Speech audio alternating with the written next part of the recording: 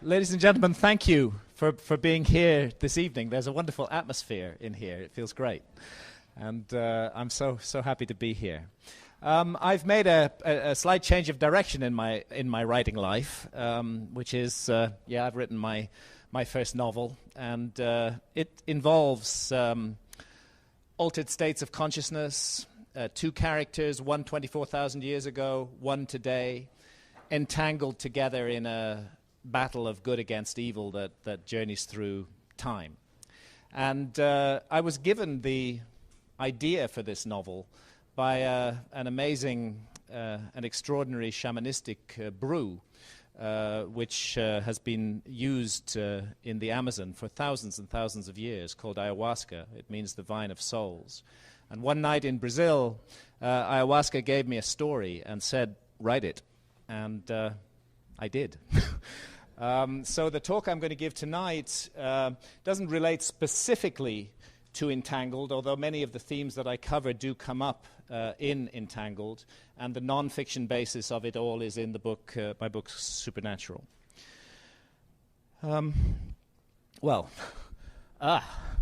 Therianthropes. This is from beastmen, from the Greek therion, which means wild beast, and anthropos, which means man. Of course, they're very common in popular culture today, but indeed have been part of popular culture for a very long time. Here from Japan, this serpent woman, and here a medieval fairy called Melusine, who we'll come to later. And you know, you have to begin to wonder, where do these ideas come from? We tend to think of them as kind of Hollywood creations today, but they actually go back much further than that. The story of Theseus and the Minotaur, and here from Acadia, a bull man, another of those therianthropes, fighting with a lion. Of course, ancient Egypt is full of these creatures called therianthropes. All the Egyptian gods, really, almost all of them, have a mixture of human and animal characteristics. And here, this beautiful image, she's actually looking at her own soul, what the ancient Egyptians called the Ba soul, where the soul takes wings and flies and goes on to the next life. But again, it's depicted as part bird and part human. Such imagery is very common in ancient Sumer as well, in what is now modern Iraq. But these ideas go back a whole lot further than that. They actually go back to the very first pieces of art that human beings ever created, as far as we know. Certainly the oldest surviving pieces of art. And these take us back into the depths of the last ice age, between 40 and 30,000 years ago. And this is actually the oldest surviving piece of fully representational art anywhere in the world. It's from Italy, and it does depict a therianthrope with the horns of a bull, but the body of a human being. This old piece, this is the oldest piece from Africa so far found, and again, the hind legs, although the four parts are feline, the hind legs are depicted in the way that the rock art of southern Africa always depicts human legs. This is an extraordinary piece from a cave in Germany, carved out of mammoth ivory, and it's about the height of my knee, and it's a lion man from a cave in Germany more than 32,000 years ago.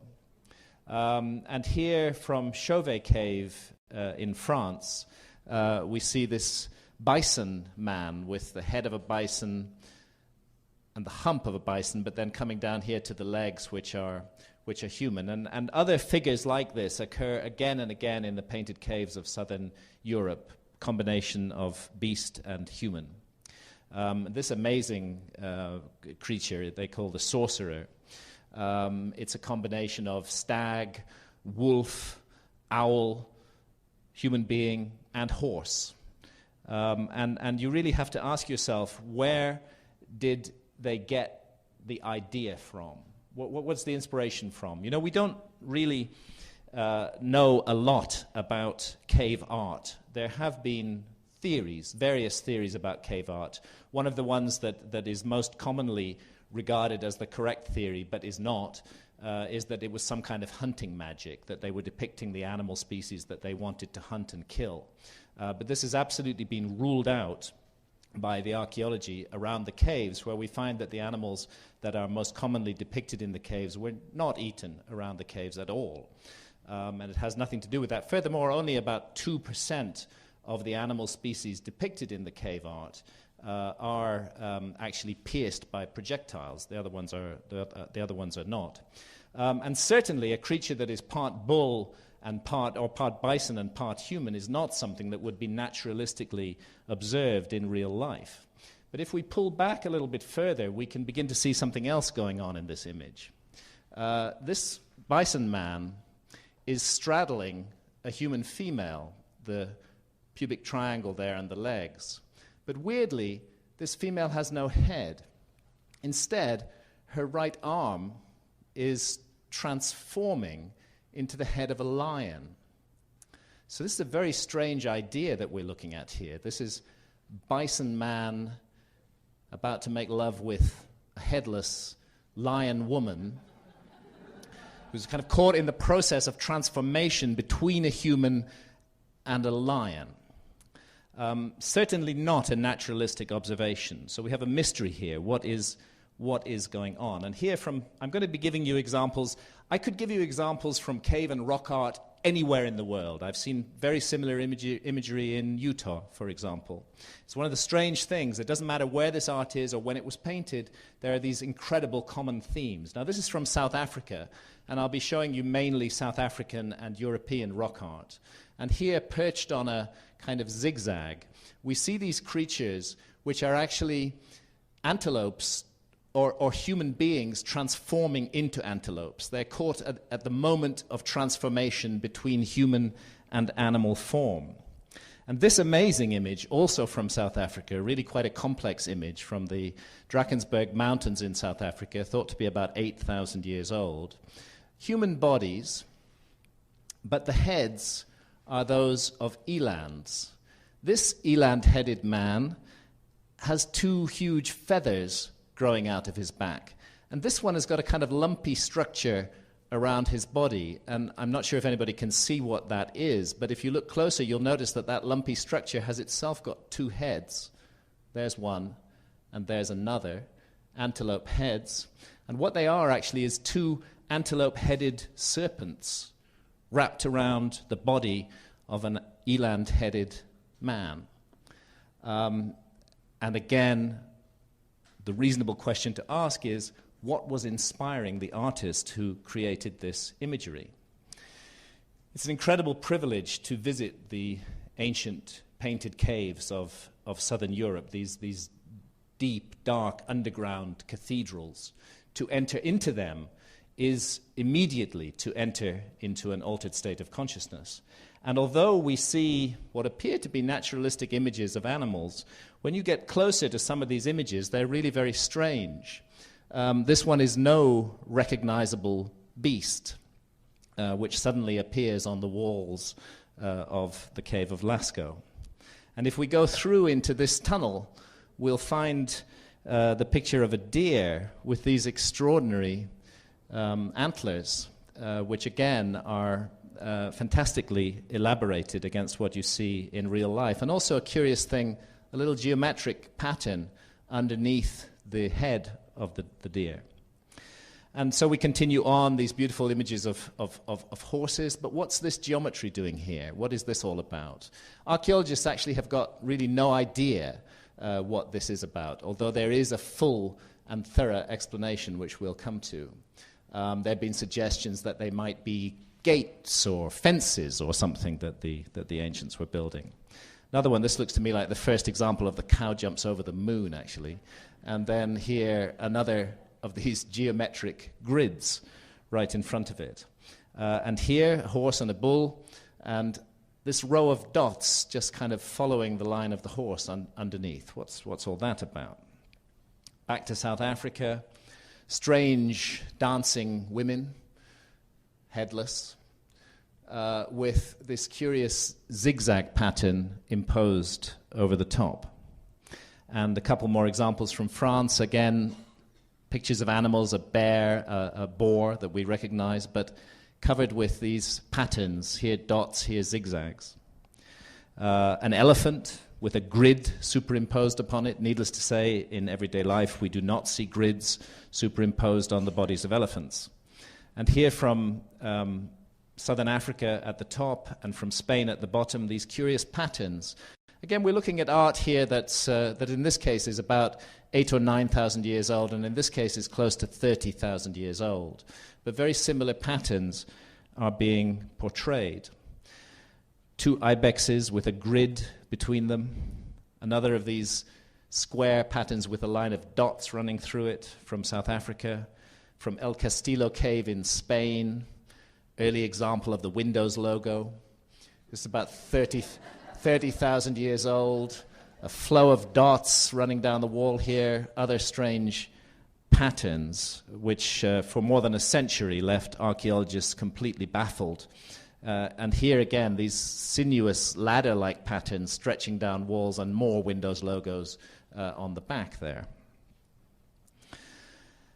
There is a sense when you go into these caves, there's a lot of handprints on the walls. And as you walk through these galleries and see the handprints, first of all, your eye sees them as a handprint. But then something happens. And what you begin to feel is that actually the wall is a membrane between you and another world. And in that other world, somebody is pushing his hand up against the membrane. It's a very strong, intimate feeling of some presence just beyond there. And the same with this strange image of a face from Altamira cave in Spain, where they've taken advantage of the natural profile of the rock, and we have the sense of this strange face just pushing through the rock wall from the other side. So we have all of these curious patterns, the atmosphere of the caves, and then these strange therianthropes, these beast men, which appear all over the place. And it's this man, Professor David Lewis Williams at the University of Witwatersrand in South Africa, who has really successfully come up with an explanation for what is going on here. An explanation that explains both the therianthropes and the patterns and every other aspect of cave art.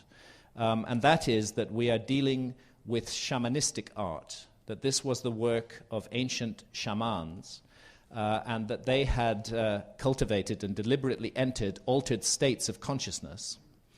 And in those altered states of consciousness, they experienced visions, and I will come to the issue of what these visions really might be later on, and that then returning to a normal state of consciousness, they painted their visions on the walls. What really helped this theory, which initially, of course, was massively opposed by the archaeological establishment, but what's helped it become mainstream, because it is now, after 20 years of work on David's part, it is now probably the single most accepted explanation for cave art. What's helped to enlighten this has been work that's been done in our times on altered states of consciousness with human volunteers. Before the insane war on drugs was declared, before that, some research was done with powerful hallucinogens and human volunteers, LSD, DMT, mescaline, and so on, as well as other techniques. And a model was developed of the typical, if you like, although there is really no typical, but the typical altered state of consciousness. And in that state, in the early stage, we tend to see shimmering patterns, often in geometrical form. These begin to take shape. We have a sense of passing through a vortex of some kind into a seamlessly convincing parallel world. And here, on the other side, in that seamlessly convincing parallel world, one of those modern volunteers in the 60s drew what he saw, which was a therianthrope, a man dressed up in a business suit with the head of a fox. And more of these curious patterns. The same patterns that we find on the cave walls, also combined with images of therianthropes. Now, these patterns are called entoptic phenomena, and this chart, I won't go into it in depth, but this is from modern research. This is the rock art of the San. Before Western culture wiped the San out, we were able to talk to some San shamans at the end of the 19th century, and they explained what was happening, that their shamans went into trance, and when they came out of trance, they drew what they saw, and this is what they saw. Same with the Coso in the California Great Basin. And here's the Paleolithic art. Now, we can't go back and interview Paleolithic shamans, but we can see from the nature of the art they produced how similar and connected it is to all of this. It is, in other words, the typical art of deeply altered states of consciousness, coming down in the final stages to encounters with beings who shamans interpret as spirits. And really, it's altered states of consciousness that are fundamental to shamanism.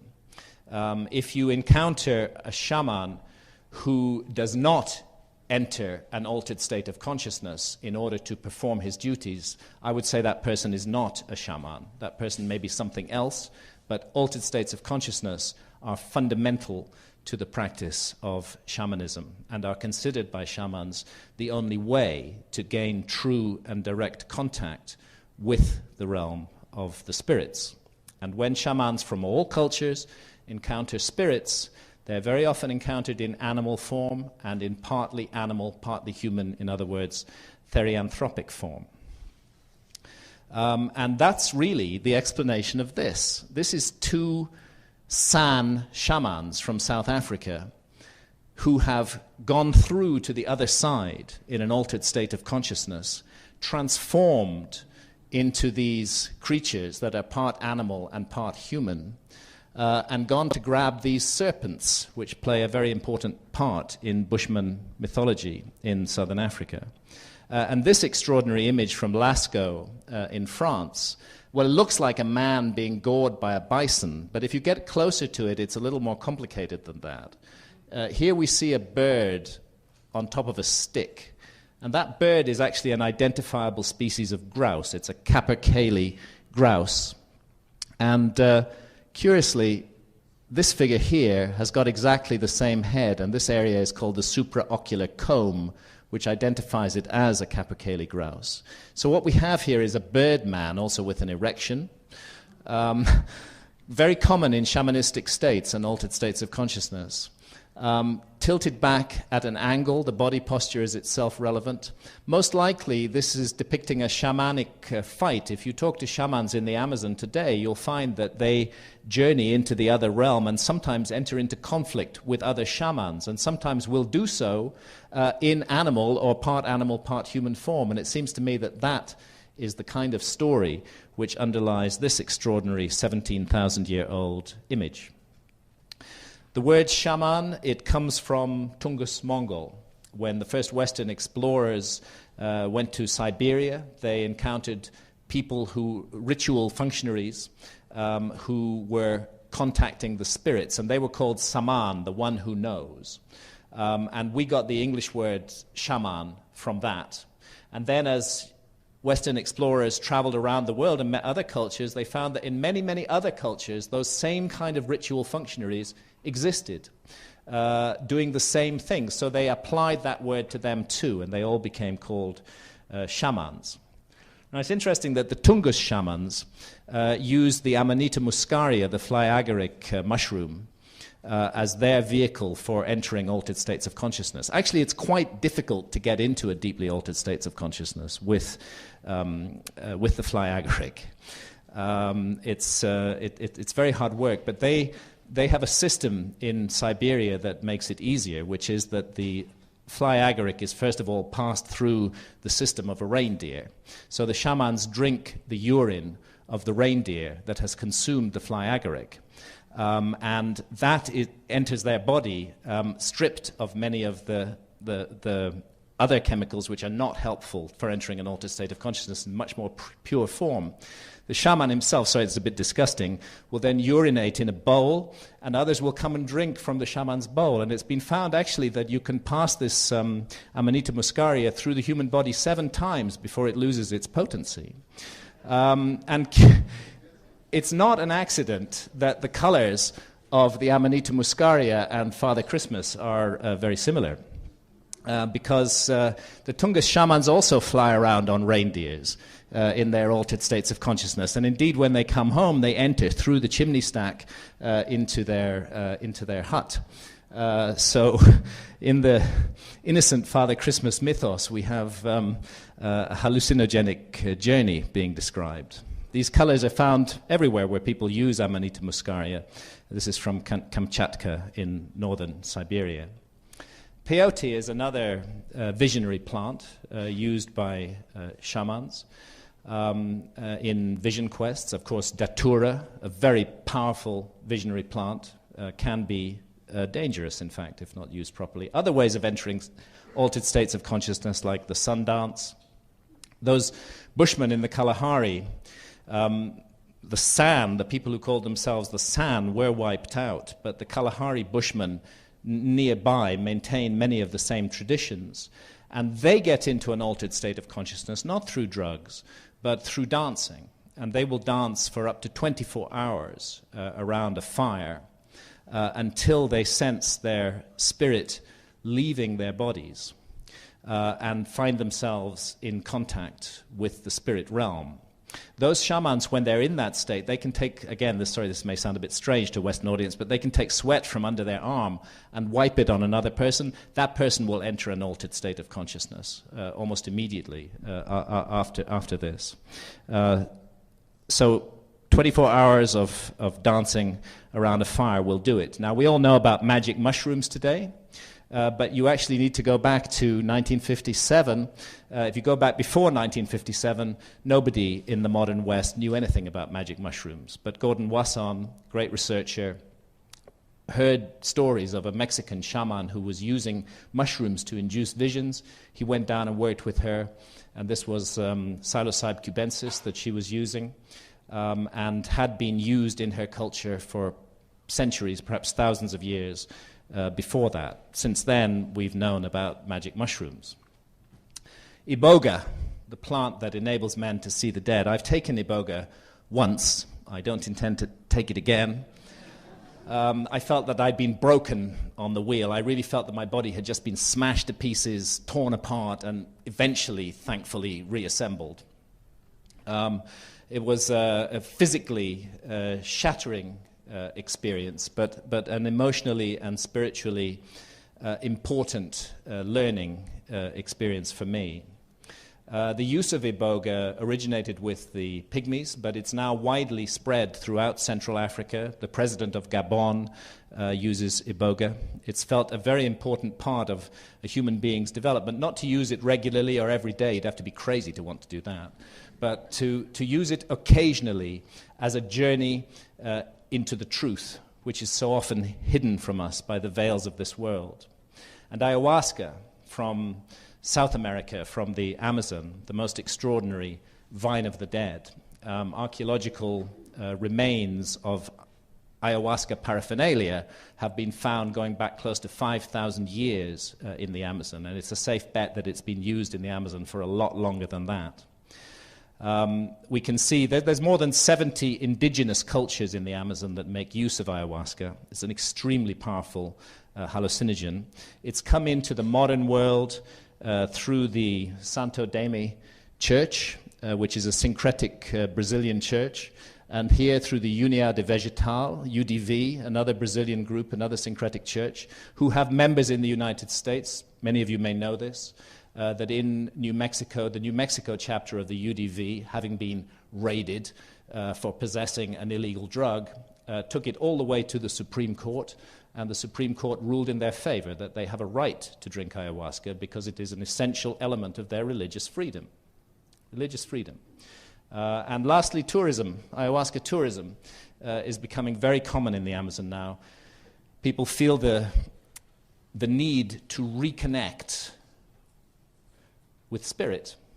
And ayahuasca calls to us from the Amazon. So it's finding its way out. I think of it, it's a vine, and I think of it like tendrils or tentacles just spreading out all around the world and healing and changing the way we think and combating the corrosive and destructive ethic of consumption and endless material progress that we are sold by our society. Ayahuasca contains 2 ingredients, well 3 actually, because one of them is water. But there's this leaf, which is called, the botanical name is Psychotria viridis. It's called chacruna in the Amazon. And the leaf contains substantial quantities of pure dimethyltryptamine, DMT, which is a Schedule I drug in this country and indeed throughout the world. However, if you were to consume the leaves on their own, if you were to cook up a tea made with hundreds and hundreds of these leaves, you could cook gallons of it, you could drink them all, and it wouldn't have any effect on you whatsoever. Absolutely none, apart possibly from giving you a stomachache. Because there's an enzyme in our stomachs called monoamine oxidase, which switches off dimethyltryptamine instantly on contact. The other ingredient of the ayahuasca brew is the ayahuasca vine. And the vine contains a monoamine oxidase inhibitor which switches off that enzyme in our stomachs and allows the DMT to be absorbed orally. Now, this is really an extraordinary achievement on the part of the shamans of South America, because there are 155,000 different species of plants and trees in the Amazon.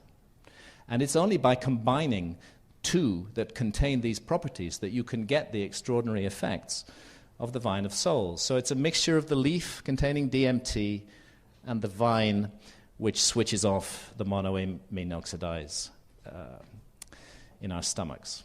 So here's what happens. You smash up the lengths of the vine, you pound them to expose the interior, you lay them down in a cooking pot, then you put a layer of those leaves on top of them, typically around 300 of those leaves. Then you put another layer of the vine, and then you cook for hours and hours and hours until it reduces down to quite a concentrated liquid in the bottom. You pour that off these days into a large plastic bottle, even in the Amazon. And then you add more water to the mixture, and you cook and you pour again, and it takes about 24 hours, and you end up with this. Now, this is a formidable beverage. I would not recommend anybody who's looking for recreational experiences to play with ayahuasca, because ayahuasca is a very serious business. You know it's a serious business the moment that it passes your lips. Actually, talking about it's making me shudder a bit, because it's one of those tastes that's just unforgettably awful. I mean, consider a pile of old socks, some raw sewage, some battery acid, a bit of sulfur, and just a hint of chocolate. That's what the flavor is. So you're not going to drink this for fun. And it enters your system.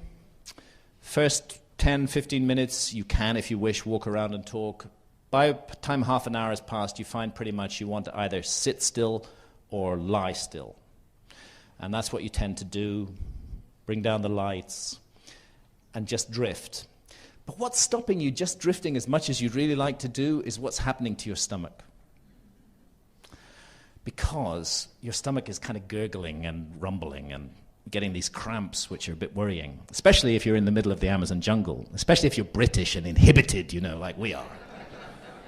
When you find you've just suddenly got to get up and pull down your pants and get behind that tree as soon as possible. They don't call ayahuasca the purge for no reason. That's one of the names it's known by in the Amazon. It is a most effective purgative, and those purgative effects are actually from the vine, not from the leaves. You're going to vomit as well, probably several times during the night, It's a physical ordeal. But the first thing it taught me was to let go of concerns about my body. The body is not really the important part of the human being. What's important about us is our consciousness. And what is happening at the level of consciousness with ayahuasca is really quite extraordinary. And this is a painting by my friend Martina Hoffman, one of the great American visionary artists. She lives in Boulder. And what she's depicting there is the correct atmosphere of total surrender to the spirit of ayahuasca, who is an entity, a being, a person, usually, always regarded as female, sometimes appears in the form of a human woman, sometimes appears in the form of a serpent, sometimes appears in the form of a jaguar. All of these manifestations of ayahuasca are represented in Martina's painting. There was one time when I was going through a very low patch in my life, and for some reason I was filled with self-hatred. And I went down to Brazil and had 5 sessions of ayahuasca there. And during one of those sessions, I was visited by the spirit of ayahuasca in the form of a huge serpent. You sensed coming from her love and power. And what went through my mind as she wrapped her coils around my body and rested this huge head on my shoulders and just looked into my eyes was, what went through my mind was, her business is the planet, but she has time for me. It was extraordinary. I felt an incredible just waves of love coming at me. And what those waves of love were saying was, actually, you can like yourself. You can love yourself. You need to do that, first of all. And I emerged from that healed in extraordinary ways, which have had a huge impact on my life subsequently. The painting here is from Pablo Amaringo, an Amazonian shaman. Unfortunately, he died a few months ago. And he, for those who have not drunk ayahuasca, his imagery is really a very good initiation into what the ayahuasca experience is like. And it very often, whether you drink it in the middle of a city or you drink it in the jungle, you'll find yourself in an enchanted jungle environment, and everything around you is alive and filled with spirit and intelligence. You can move through that environment. As you become more proficient, you can really direct your consciousness where you want it to go. And sometimes you'll come to cities made entirely of crystal that are found in the middle of this environment. What's depicted here is one of the things that happens. Sometimes you get a sense of being taken up into the heavens. You may be on a vehicle of some kind, or in this case on a bird, and carried off into this enchanted other world. Or you may be taken underground, sense of passing deep into the earth. Or you may be taken underwater by therianthropes, by human fish mermaids. In fact, they have a tradition throughout the Amazon that at the bottom of the Amazon River is a city. They call it Encante, enchanted. And all of this comes from ayahuasca experiences, which does not mean to say that the notion of a city is wrong. We need to understand what these experiences are really all about. This sense of enchantment. Here we're looking at the work of Robert Venosa, an American artist, again in Boulder. This sense of everything being alive, and out of these seething patterns of colors, beings seem to push through sometimes and manifest and express themselves to you. Here's Alex Gray, another great visionary artist from New York. And this also was inspired by ayahuasca. And I don't know if you can see, but in this incredible series of patterns and colors, there is the form of a human face pushing through. Everyone who drinks ayahuasca, certainly everyone I've talked to and all the research I've seen, and certainly I myself, see serpents when we drink ayahuasca. It's the most common visionary element of the ayahuasca experience. And just pause to think here a moment about the conventional theory of hallucinations. The conventional theory of hallucinations is that they're entirely idiosyncratic, that our brain on drugs gets scrambled up into a kind of mess, and we stitch together all sorts of elements from our personal biography and our memories and our fantasies, and we stick them all into this hallucination, which is supposed to be utterly meaningless and personal. So how do we explain these transpersonal elements with ayahuasca? Why is it the case that everyone sees serpents under the influence of ayahuasca? Often in incredible form, sometimes transforming into human form. Here, very interestingly, we see another element. The serpents, yes, but down here, more therianthropes, felines with human heads. And that's the other very common element of ayahuasca visions, is therianthropes, just the same kind of beings that we find painted on the cave walls, a bird man and an alligator man here. I had an encounter with an alligator being during an ayahuasca session. I experienced my consciousness as being, I was inside a darkened room, and I could see a door with light coming through it at the far end. I was able to direct myself out of body to float through this room, come out of the door, find myself on a balcony. Ahead of me are golden railings, and beyond that is a body of water. I'm not quite sure what it was, a river or a lake or the ocean. And to my right is a statue carved entirely out of green jade with the head of an alligator or a crocodile. So I look at the statue, I think fine, and then its eyes turn towards me. And I didn't think fine anymore. I thought afraid. And it's not the first time that's happened, where I've stopped an ayahuasca vision by opening my eyes. And every time I do that, I really regret it. Benny Shannon is the professor of psychology at the Hebrew University in Jerusalem. He's done a fantastic study on ayahuasca, the antipodes of the mind, and he's documented just stunning correspondences of experiences amongst people who didn't know each other, never compared notes, hadn't read the same literature, but nevertheless they're having the same supposedly unreal experiences. And these experiences aren't just common in modern times, they seem to go back into the ancient world. Here from South Africa, a human being wrapped in the coils of a serpent, and here again the same idea in one of Pablo Amaringo's paintings from the Amazon. Here from Peshmerl Cave in France, this dotted horse, and again, this very similar idea with this bull here. And yeah, I'm not saying they were drinking ayahuasca in the caves. They certainly weren't. Those plants are not available in Europe. But the research I've done suggests that they were using a psilocybin mushroom, and that it was Psilocybe semilanciata, the liberty cap, that they were using. And here's the weird thing. That strange animal from Lascaux, well, a Jivaro shaman in eastern Ecuador in 1958, under the influence of ayahuasca, saw something almost identical to it.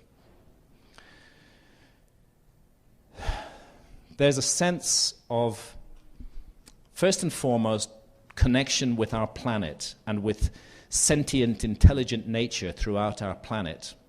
But secondly, with ayahuasca, a sense of a connection to the beyond, to the distant, to the universe, to everything that is.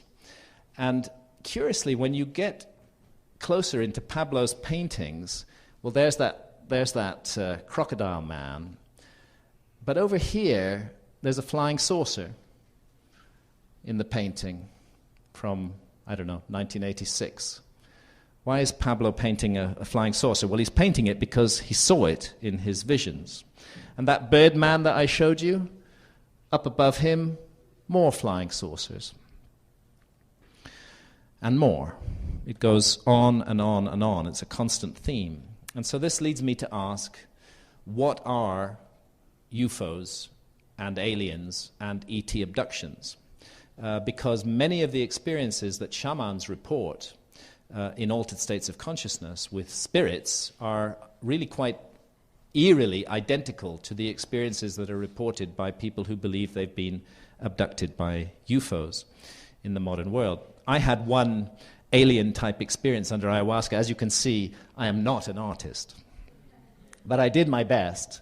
And again, it was one of those occasions when I opened my eyes and said no, and I stopped the vision, stopped it in its tracks, because I was afraid, because I was convinced there was these ships in the sky and a funnel of light, and I was convinced that I was going to be drawn up, and I didn't want to go. And my cowardice got the better of my courage, and I said no, and afterwards regretted it. We know a lot about UFO abduction experiences from the work of a number of researchers, David Jacobs, Bud Hopkins, and the late Dr. John Mack, who was professor of psychiatry at Harvard University, who recorded... people started coming to him in his practice, very troubled people, they'd had very disturbing experiences, and they believed that they'd been abducted by aliens. And unlike most psychiatrists who just dismiss this as madness, John Mack took it seriously and didn't judge. He wanted to document their experiences. And so from his work, we have a vast documentation of a very thorough scientific documentation of the experiences of UFO abductees. Of course, John Mack was completely ostracized by the Harvard academic community for even listening to this material, and only was able to... he had tenure, of course, but he was only able to hold on to his job with a lawsuit. And just before he died, he told me that he had been officially excommunicated by science, that they just wouldn't speak to him. They'd pass him in the corridor and actually not even look at him. He wasn't real anymore because he'd gone into this dangerous area of inquiry. Well, there are astonishing similarities between the spirits encountered by shamans and the beings that we think of today as aliens, and I've given some examples here. It's very common with shamans, as I've said before, that the spirits appear as animals, birds, fish, or as beastmen, as therianthropes. And it's exactly the same with UFO abductees. Here's one who, before the creature turned into a more typical grey, she experienced it as an intelligent grey deer. Another one saw a deer looking through her window just before she was abducted. Another one had a wolf standing on her bed. And John Mack summarizes it here, that the aliens are shapeshifters and that they often appear as owls, eagles, raccoons, deer, and so on, that the abductees see initially. Shamans being floated up to the sky on threads of light, or sometimes just lifted into the sky. And we have some drawings of this, rock paintings of this kind of experience from southern Africa. And again, the parallels with UFO abductees are really quite stunning, where we see Andrea seeing a line of thread or light going up it. Another one sees a light like a thread, very similar to the descriptions given by the Bushman shamans in southern Africa. Being taken underwater or into caves or underground locations, very common with shamans. Give an example at the bottom here from Australia, where the shaman experiences himself carried into a very deep cave and attended to by beings. Again, UFO abductees have reported very similar experiences of being taken on board a UFO, plunged into the sea, taken into a rock, through a tunnel beneath the sea, finds himself inside a cave lined with stalactites and stalagmites. There's something strange in there. Very, very similar experiences here. The shamanic ordeal, this is one of the defining experiences of the shaman, where you're taken out of your body and you experience yourself being cut to pieces, disassembled, broken apart, as I described earlier with ibogaine. Very commonly, shamans speak of their bodies being pierced or cut, and talk of bizarre surgical procedures in which stones and rock crystals and other objects are put inside their bodies, sometimes into their brains. And of course, this is very similar to the notions that we have with UFO abductees, who are talking again about strange surgery being conducted on them, about implants being put inside their bodies. I find this one particularly telling. A Yakut shaman cited by Mircea Eliade, the spirits cut off his head, which they set aside, and here Sandra Larson, beings removed her brain and set it down beside her. And this one, the counting of bones, that's reported by shamans and by UFO abductees. Now, either all of this is an incredible coincidence, or there's something going on which unites these two apparently very different domains of experience. Sex with spirits, very common amongst shamans. I know an Amazonian shaman whose wife in this world has actually left him because of his wife in the other world. It's that bad. He's got kids over there too. And again, very similar with UFO abductees who have sex with aliens, are abducted repeatedly to care for their hybrid offspring, part alien, part human. Shamans often report being given books. They may be illiterate, but when they're given a book, they can suddenly read it. Maria Sabina was given a book. She's that Mexican shaman who used the Psilocybe cubensis mushrooms. She wasn't allowed to bring the book back, but she learned many things from it. Likewise with Betty Hill. She was given a book, and similarly Betty Andreasen. And in many cases, these are people, both shamans and UFO abductees, who return with a sense of mission and perhaps even healing powers. So shamans and aliens, I've drawn some of the many comparisons between them. But what about fairies and elves? This is another strange area of human experience. And why do they also have so much in common with aliens and spirits? Now, I want to pay tribute to the incredibly important work of Jacques Vallée in his 1969 book, Passport to Magonia. And Jacques Vallée documented for the first time the very curious crossovers between the entities that we construe as aliens and the entities that people in medieval Europe construed as fairies and elves. And what I've done in my work is to just take that body of work on from 1969 and bring it right through into the 21st century, where we have greatly more testimony available. If you go back to the Middle Ages, you'll find that fairies were renowned for abducting people, that they were sometimes cruel and tortured people, but they also sometimes gave people gifts, including healing powers, that they could fly, that they had aerial vehicles. All this is very common in fairy lore. And when fairies abducted you, they would quite often take you underground or into a cave. And it's interesting, in both of these medieval illustrations, here we see the fairies dancing in a ring, and then there's a doorway into the hollow hills beyond, and in the foreground, an Amanita muscaria mushroom. And here, this young man is being seduced into the fairy underworld by beautiful fairy damsels, and down there looks suspiciously like a clump of mushrooms to me. Fairies and elves also appear as human-animal hybrids. I keep this illustration on my desk. It's from the 15th century in Holland. It shows a group of fairies dancing in a circle, and as you can see, they are therianthropes, part animal and part human in form. I mentioned Melusine earlier, a very feared medieval fairy who took the form of a serpent woman.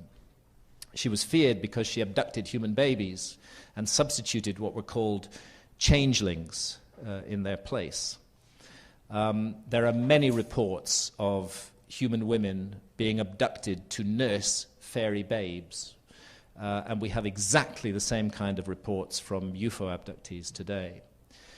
So we human beings, we cannot see something without interpreting it. There is no such thing as just objective vision. We interpret it according to where we're coming from and who we are and our life experiences. And what I'm suggesting is that these three supposedly different domains, fairies and elves, aliens and spirits, are actually all one domain viewed through different cultural spectacles. We're applying our particular cultural framework to it when we think it's aliens who are crossing space in spaceships because we're a culture that's invented spaceships. And we despise fairies, but we're prepared to consider aliens. So here's some of the common forms in which aliens and spirits and fairies all appear. And I think it's obvious that the therianthropic aspect in particular, but others too, have been with us now for more than 40,000 years. And there are some strange humanoid faces in the caves too, like this one. I would say that that's the nose area. It's a high domed forehead, narrow pointed chin. This extraordinary and mysterious figure from Pechmerle in France, 24,000 years old, pierced, rather like those shamanic ordeal figures that I showed you. Strange-looking head, and up above it in the sky, some odd object, which nobody's ever been able to understand what it is. We've done a redrawing of that head, and this is what it looks like. High-domed forehead, narrow-pointed chin, dark eyes, 24,000 years old.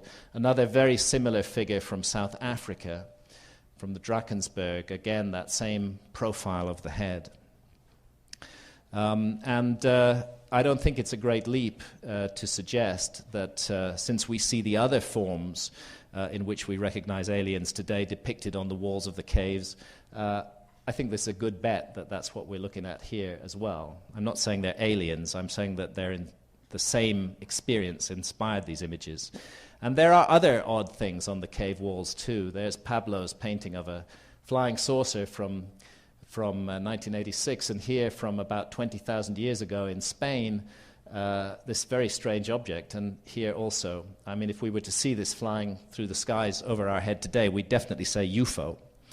Archaeologists don't know what it is.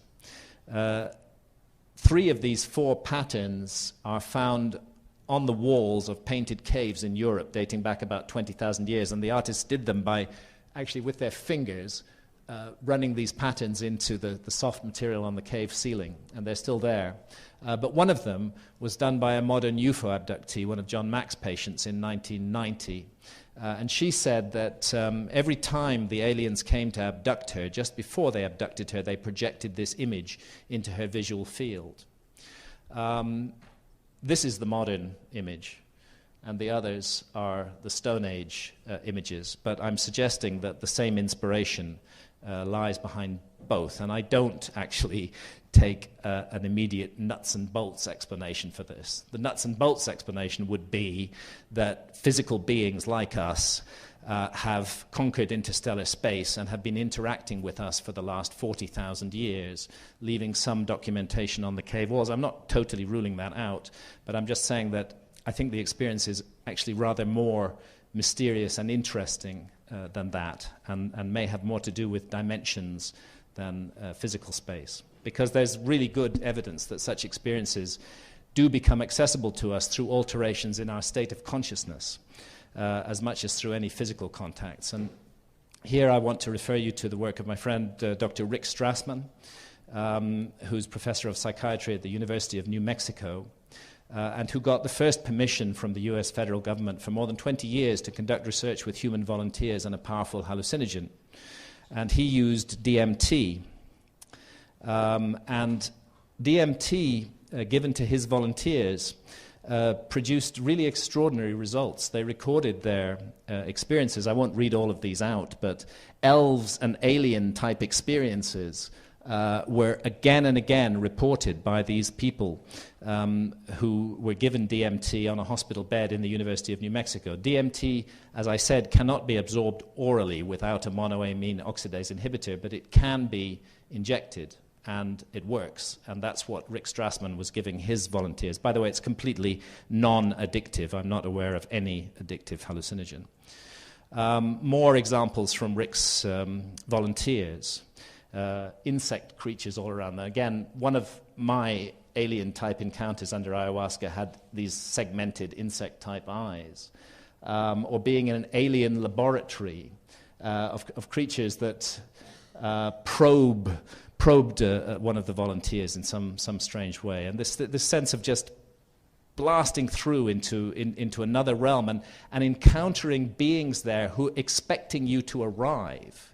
I mean, one of the very strange examples is where one of these volunteers, under the influence of DMT, meets a being who basically says, "I'm so glad that you've discovered this technology. Now we can communicate more often. A number of volunteers reported that similar experience. Now,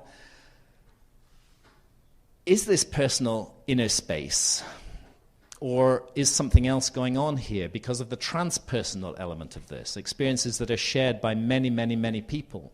And Rick Strassman, eventually he actually had to give up his research because it was so mind-blowing in the results that his volunteers were meeting the same beings in the same realm. How could that be explained within the modern Western framework of understanding reality? Could it be that they were all getting this UFO imagery from our culture? Maybe they read the National Enquirer or watched, whatever. Could it be that? Well, no, because there's a work done with DMT and human volunteers in the 1950s. Now, that's important because not a single abduction case was reported before 1961. Not one. There were many UFO sightings, but no abduction case. But these DMT volunteers in the 1950s were reporting experiences that are very similar to those being reported by modern UFO abductees. So it's more like the culture is getting the imagery from these visionary experiences rather than that the culture is feeding into the imagery. Furthermore, Strassman's volunteers definitely were not being abducted by physical aliens because they were lying there on a hospital bed in front of Rick Strassman. So does that mean that this was just brain candy, that these experiences were just meaningless hallucinations? And if they were, then how come all of the volunteers were reporting the same experiences? And this leads us to ask, what actually is reality? What is it? And Albert Hofmann, the discoverer of LSD, I think makes a very important point where he says that it's actually a product of two things: the exterior world, the sender, and the receiver, us, ourselves. These two things together with our antennae, our ability to sense reality around us, are essential. But maybe there is more to the exterior world than our senses can receive. William Blake talked about this with his notion of the doors of perception, that somehow we see through a glass darkly, and that if only we could clear our doors of perception, we could see everything as it truly is, which, as he said, is infinite. William James, the brother of the novelist Henry James, was a great psychiatrist at the turn of the 19th, 20th century, and he experimented with nitrous oxide. And it's very interesting because what I've outlined in green here, I think he was so moved by this experience that he said that really we can't have a total account of the universe if we leave these experiences out of the picture. They certainly forbid a premature closing of our accounts with reality. And I believe that is what Western science has done. It has prematurely closed our accounts with reality because Western science is fundamentally highly materialistic. It is concerned with things that can be weighed, measured, and counted. And it dismisses such notions as the soul and as spirits and as other realms. And another point that James makes, look, we're physical creatures. If there is a spiritual element to us, it has to have a physical interface.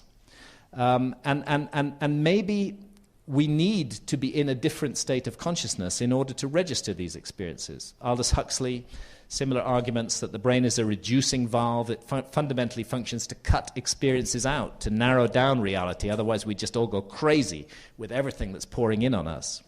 But every now and then, we get a temporary bypass to the reducing valve. Aldous Huxley called the visionary plants gratuitous graces, which give us the opportunity to bypass that reducing valve and see much more than we normally do.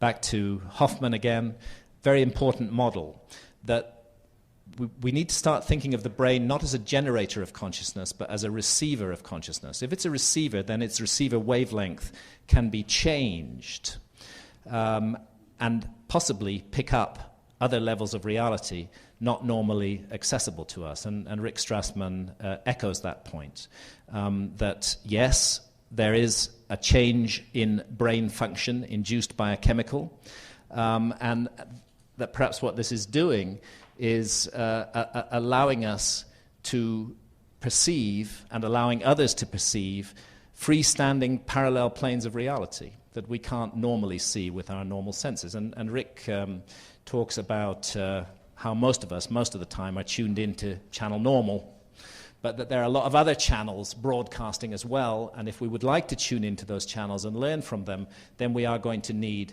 to alter our state of consciousness. Now, actually, there's nothing in science. Many scientists will tell you that hallucinations are just rubbish, but there's nothing in science that allows them to say that hallucinations are just artifacts of the brain. And the analogy that I like to use to bring this across is the analogy of the telescope. You see, a scientist will wire up somebody in a visionary state, horrible thought, to an MRI scanner and see certain parts of the brain lighting up. And the scientist will then say, because the scientist is not seeing the visions that that person is seeing, the scientist will then say, oh, those visions are just that brain activity. That's all it is. It's just purely an artifact of brain activity. There's no reality to it. Well, let's take the analogy of a telescope. You want to look at a very distant star with your little home telescope.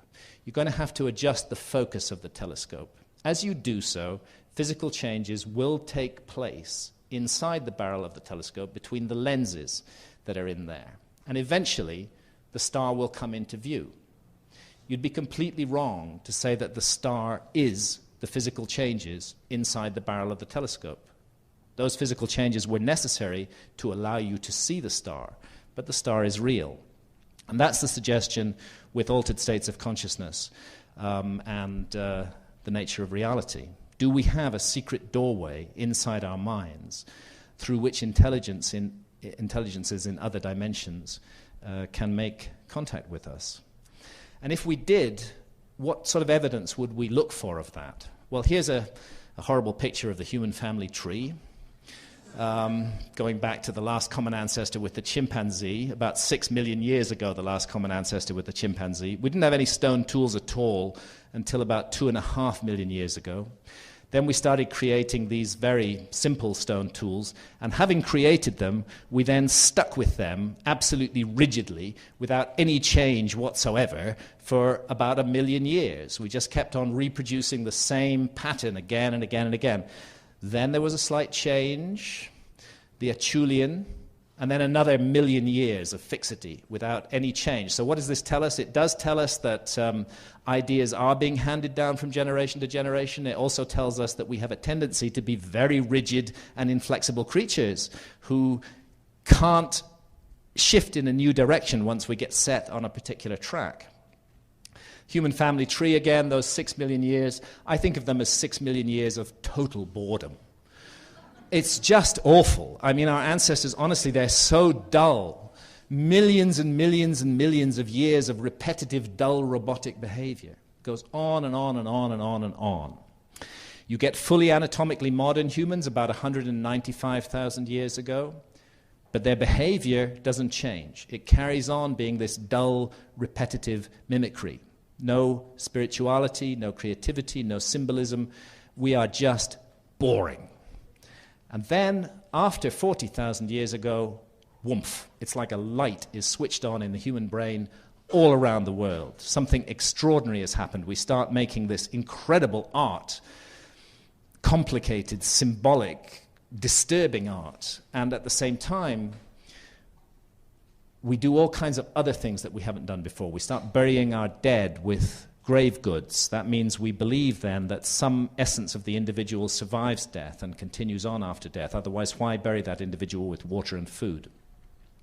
Our hunting techniques get better. The whole game of the human race is rapidly advanced, and we're set on the road to the modern world. I mean, this is a wonderful image from Peshmerl, framed by stalactites of these spotted horses.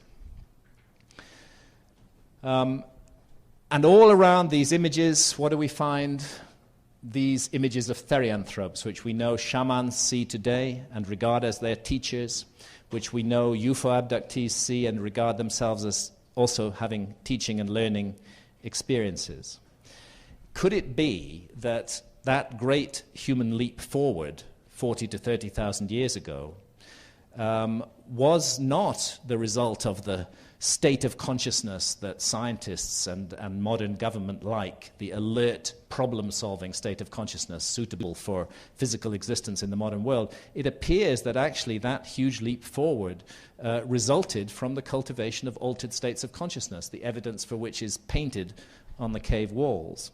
That's when we started to think symbolically. It's like we received a huge teaching, and it changed our direction dramatically. And we're not the only people who've received teachings in altered states of consciousness. Francis Crick never let this out while he was alive, but he confided in it to friends, that he first saw the double helix form of DNA while he was under the influence of LSD. And these guys, Steve Jobs and Steve Wozniak, who've undoubtedly had a massive effect on the modern world, are quite open in pointing out that their inspiration also came from LSD, and that it was a fundamental and important element in the work that they did. So it seems that we're not dealing, by any measure, with simple brain candy here. Rather, we're dealing with experiences that are transformative. And what those experiences are the opposite of, really, and require us to break away from, are the utter ruthless dominance of the alert problem-solving state of consciousness in our society today, from which we are, that is the state of consciousness that we need for finance, for war, for science, for all kinds of activities, both good and bad. And we're allowed to escape from it with reality TV and booze.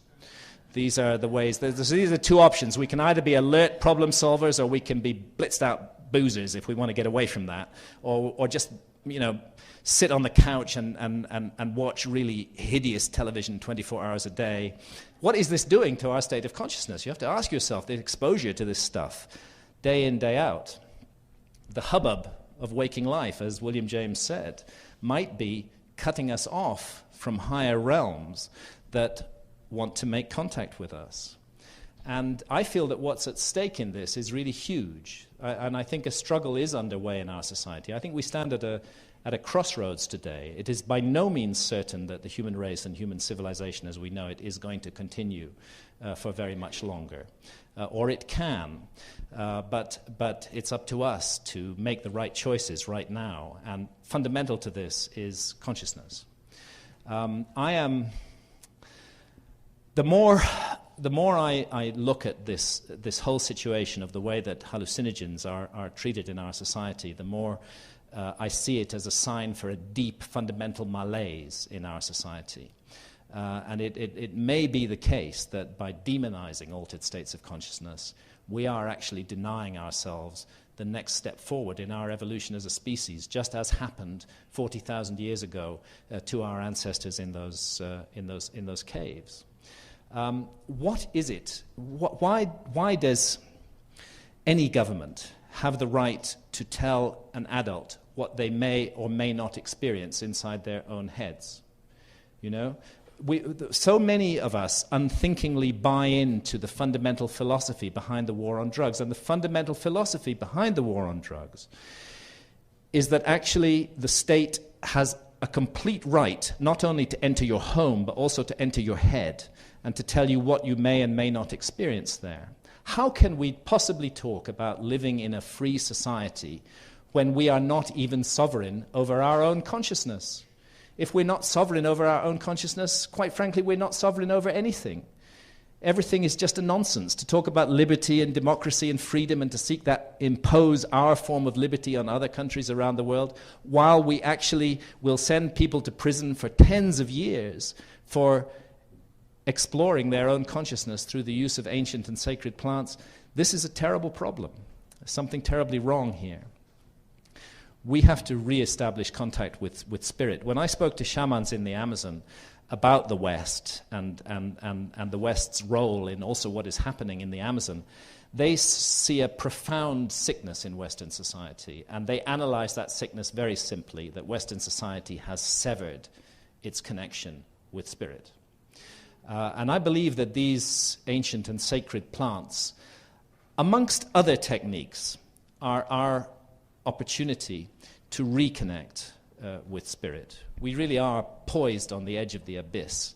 And right now we have a choice. The message is there. It's up to us what we choose. You know, we can choose to have more of this,